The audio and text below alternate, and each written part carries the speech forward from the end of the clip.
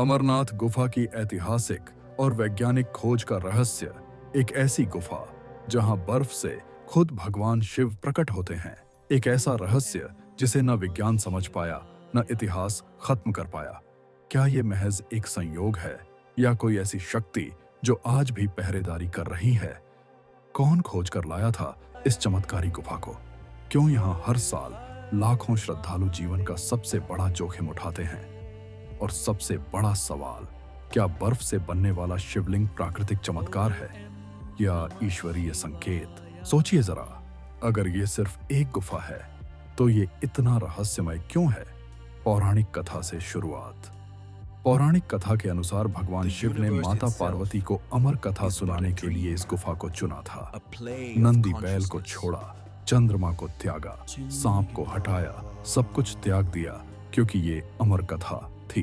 कबूतर के अंडों का जिक्र जो कथा के अंत में भी जीवित पाए गए। अमरनाथ गुफा की खोज किसने की? लोक कथा के अनुसार एक गडरिये बुटो मलिक को यह गुफा सबसे पहले मिली थी। कहा जाता है कि एक साधु ने उसे एक झोली दी जो सोने में बदल गई, और जब वो साधु को खोजने गया वो गुफा वहीं मिल गई जहां आज अमरनाथ है। यह घटना लगभग 1850 के आसपास की मानी जाती है। ऐतिहासिक संदर्भ।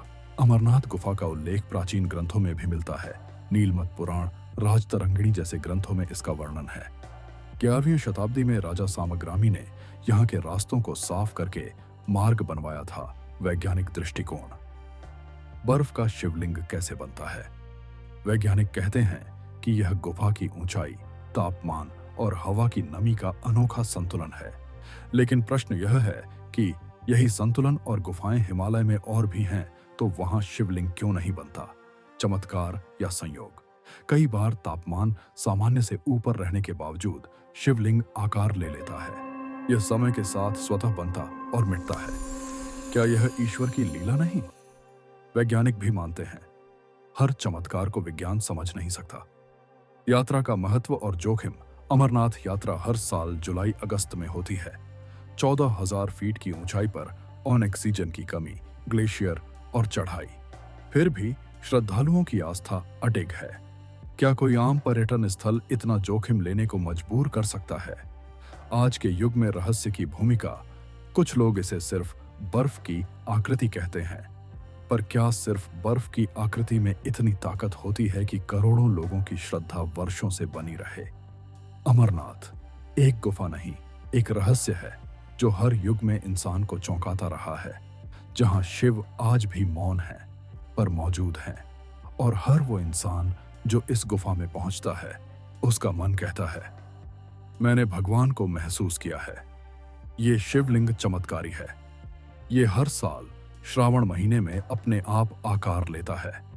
वैज्ञानिक भी इस पर रिसर्च कर चुके हैं, लेकिन अब तक इसे पूरी तरह समझ नहीं पाए। अब बात करते हैं उन कबूतरों की जो अमरनाथ गुफा के अंदर दिखाई देते हैं। हजारों फीट की ऊंचाई, बर्फ, ऑक्सीजन की कमी, और फिर भी ये कबूतर हर साल वहीं होते हैं। कहानी कहती है कि जब शिवजी अमर कथा सुना रहे थे तो 2 कबूतर छिपकर सुन रहे थे।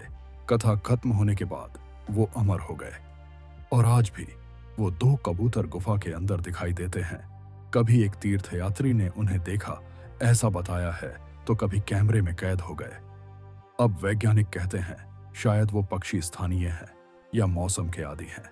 लेकिन सवाल ये है, बिना भोजन बर्फ में इतनी ऊंचाई पर हर साल एक ही जगह पर? इतिहासकारों के अनुसार इस गुफा का प्रथम उल्लेख 11वीं शताब्दी में मिलता है, जब कश्मीर के राजा सांकर वर्मा ने इसका पुनः निर्माण करवाया। कुछ लोक कथाएं कहती हैं एक गडेरिये को सबसे पहले गुफा मिली थी जिसने वहां अद्भुत शिवलिंग देखा, और तभी से वहां तीर्थ शुरू हुआ। आज अमरनाथ यात्रा को भारतीय सेना, आईटीबीपी और कई वैज्ञानिक एजेंसियां मिलकर सुरक्षित बनाती हैं। लेकिन यह सवाल अब भी रह गया है, क्या यह सिर्फ आस्था है या विज्ञान से परे वो शक्ति जिसे इंसान अब भी समझ नहीं सका?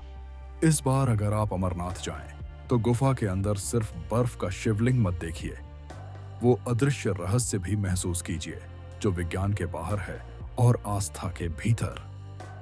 हर साल लाखों लोग उस एक गुफा की ओर खींचे चले जाते हैं जहां बर्फ से शिव का रूप अपने आप बनता है। लेकिन क्या आपने कभी सोचा है अमरनाथ गुफा के वो रहस्य क्या हैं जो किसी किताब में नहीं लिखे गए? चलिए उस रहस्य को उजागर करते जो किताबों में भी नहीं है, लेकिन ये कथा जहां खत्म होती है, असली रहस्य वहीं से शुरू होता है। पहला रहस्य, शिवलिंग का बनना और बिगड़ना। ये बर्फ का शिवलिंग हर साल अपने आप आकार लेता है, बिना किसी इंसानी छेड़छाड़ के।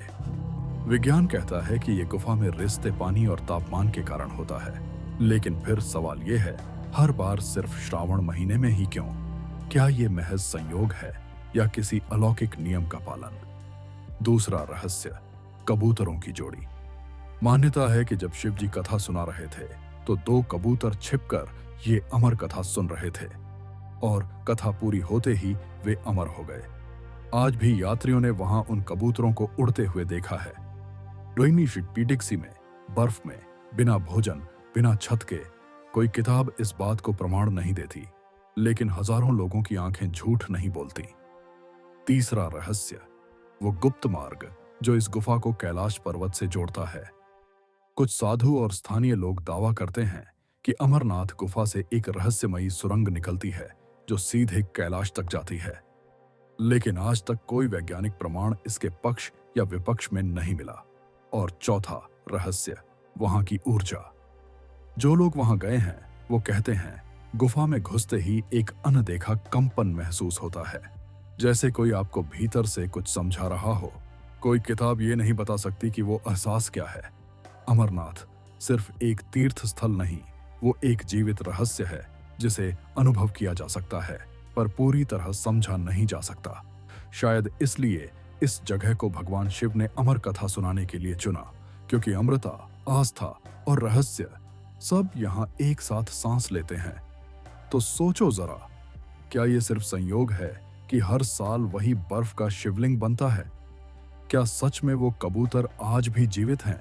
क्या विज्ञान हर चीज का उत्तर दे सकता है, या कुछ रहस्य सिर्फ आस्था से ही समझे जा सकते हैं? अगर आपको भी लगता है कि इस गुफा में कुछ ऐसा है जो किताबों में नहीं मिलता, तो इस वीडियो को शेयर करो उन लोगों के साथ जो सिर्फ आंखों से नहीं, दिल से भी चीजों को महसूस करते हैं। और हाँ, अगर आप भी ऐसी ही सोच रखते हो जो हर चीज को नए नजरिए से देखते हैं, तो सब्सक्राइब करो, क्योंकि यहाँ हर सवाल सिर्फ जवाब नहीं, एक नई सोच लेकर आता है।